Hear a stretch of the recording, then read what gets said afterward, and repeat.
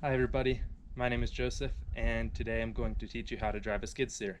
This skid steer is made by Bobcat, but a few other companies make them as well, including Caterpillar, John Deere, and Kubota. I've only driven a Bobcat and Caterpillar made skid steer, so I'll explain the controls on those. And I'm assuming that Kubota and John Deere are similar, but I can't say for sure because I've never driven one. Okay, so first off, just looking at the skid steer, I can explain some of the parts of it. I'm standing right now in the bucket. You can get different attachments to put on the front of your skid steer. Okay, so here's another type of skid steer. This one is Caterpillar made, and you can see it has a hay hook on the front. So I'll just go through how to detach this this attachment here on the Caterpillar skid steer. So up inside here, up on the left side in this one, it's a mechanical disconnect for the attachment on the front. So just this little screw here, if I push it up, that'll disconnect the pins holding it on, and if I push it down, that'll push the pins back out and that'll attach the attachment. So I'll give a quick demonstration.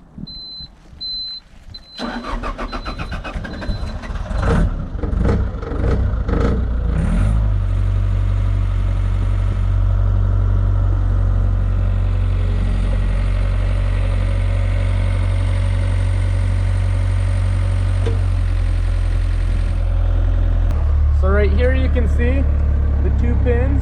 We have one right there and one right there.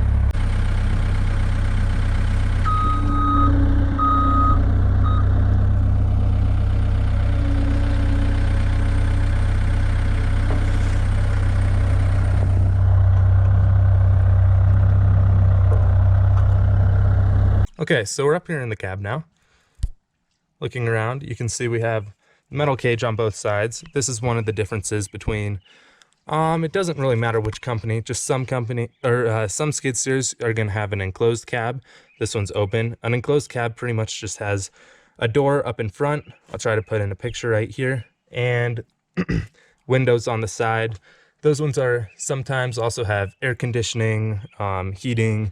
They're a little bit nicer. It also keeps the hay out or whatever you're working on. It keeps it nice and clean inside. So up in this skid steer, we have our key up here on the right side. It's just like you would have in your car. If you turn it one click, you'll see a timer up here go. Next to that, there's usually a timer, a countdown timer. Looking around, we have a safety bar, which comes down from the top. This is required to be down before starting the skid steer. We also have a seat belt here, just a lap belt. So looking forward here, we have a couple of levers. We have one on the right, one on the left. The right one controls the right wheels, and the left one controls the left wheels. So if you push them both forward, you'll go backwards. If you pull them both back, you'll come backwards. If you push the right one forward further than the left one, then the skid steer will turn to the left. But if you pull the right one back and push the left one forward, then it'll turn to the right. And just the more extreme you do it, the tighter it'll turn. Down on the right side here, we have our throttle control. So this just adjusts the how high the engine revs up. And then down here by my feet, you can see we have identical foot pedals on each side. And these are what control the bucket in the skid steer.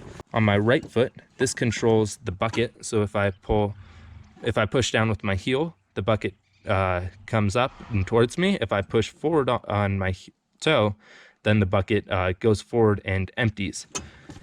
On the left side, we have our arm. So if I push my heel down, then the whole arm comes up. And if I push my toe forward on my left foot, then the arm goes down. All right, I'm up in the cab of the Caterpillar skid steer here. You can see a slight difference. This one doesn't have a door, but it does have windows. You see it has the same bar down here that's required to be down in order to start it. The big difference here is this has joysticks on either side. So this joystick controls the bucket. If I pull back, the arm comes up. And if I push forward, the arm goes down. And if I push to the right, then the hay fork will tip forward. And if I push to the left, then the hay fork will tip backwards. And then on the left here, this is just my direction control. So if I push forward, it goes forward, pull back, skid steer goes back, and then if I push to the side or side, that turns the skid steer. Here we've got the horn, and then this button here, this could be if you have an attachment on the front. You can see it has the hydraulic hookups here. Actually they're right here, so you can hook up an auger or something and that would just engage whatever you hook up to the front. Aside from that, the controls here are pretty similar to the other one. The big difference is this one doesn't have a display or a countdown timer. It just has a little light here for the glow plugs that turns off when it's ready to start. So that's the major differences between the Caterpillar skid steer and the Bobcat skid steer.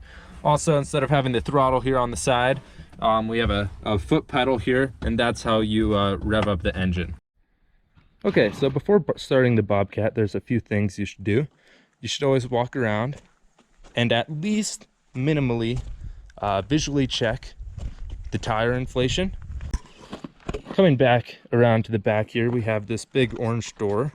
That's kind of where you get to the engine in this thing. Right on the left here, you can see there's a little hole here. I just reach back, there's a lever, I pull that back. And it's a pretty heavy door, but you can open it up like this.